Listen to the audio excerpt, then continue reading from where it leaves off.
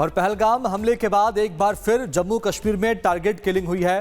कुलगाम में आतंकियों ने धर्म पूछकर छत्तीसगढ़ के 2 हिंदू प्रवासी मजदूरों को गोली मार दी है। इसके बाद अब सर्च ऑपरेशन लगातार जारी है। इन दोनों आतंकियों की तलाश लगातार चल रही है। धर्म पूछकर गोली मारी गई है। सर्च ऑपरेशन की तस्वीर आपको दिखा रहे हैं। कुलगाम में एक बार फिर आतंकी हमला हुआ।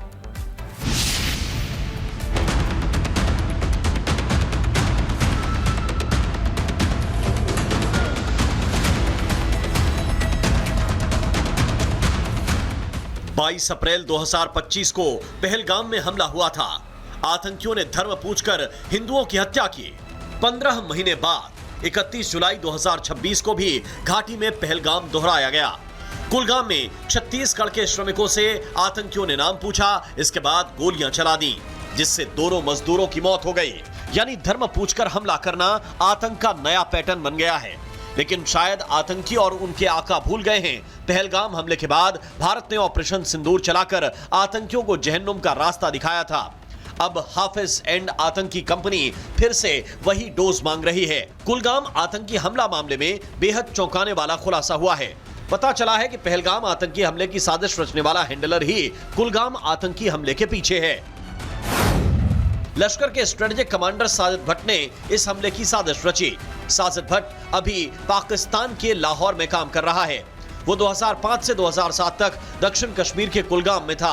आने वाले दिनों में लश्कर के पीर पंजाल क्षेत्र के दक्षिण और मध्य कश्मीर में हमले की योजना भी बना रहा था।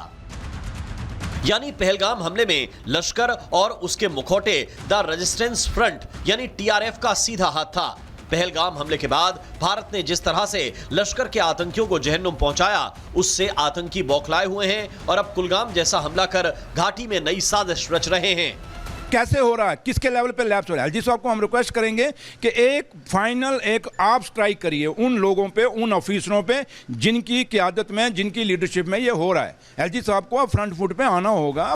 अब तक की जानकारी के मुताबिक आतंकी कुलगाम के केल्लम गांव में ईंट भट्टे पर पहुंचे, जहां सभी मजदूरों को इकट्ठा किया, उनके नाम पूछे, हिंदू मजदूरों को अलग किया और छत्तीसगढ़ के रहने वाले 2 हिंदू मजदूरों दीपक और भूपेंद्र को अलग करते हुए फायरिंग कर दी।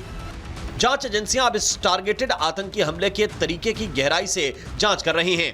साजिद भट्ट के अलावा इस हमले में लश्कर के आतंकी लतीफ का नाम भी सामने आ रहा है। सूत्रों के अनुसार आतंकी लतीफ आमतौर पर AK-47 का इस्तेमाल करता है। उसने अनंतनाग में पहले हुए टारगेटेड हमलों में भी इसी हथियार का इस्तेमाल किया था, लेकिन इस बार उसने एक छोटा और आसानी से छिपाया जा सकने वाला हथियार इस्तेमाल किया। सुरक्षा बलों ने आतंकियों को पकड़ने के लिए इलाके की घेराबंदी कर दी है। तलाशी अभियान तेज कर दिया गया है। लेकिन यह हमला पहलगाम हमले के बाद दूसरा ऐसा हमला है जिसमें धर्म पूछकर हत्या की गई। ऐसे में लगता है आतंकी और उसके आका ऑपरेशन सिंदूर को भूल गए हैं। भारतीय सेना की तरफ से बार-बार कहा गया है, ऑपरेशन सिंदूर सिर्फ पॉज है, खत्म नहीं हुआ। ऐसे में आतंकियों की मौत तय है। Bureau report, Republic Bharat.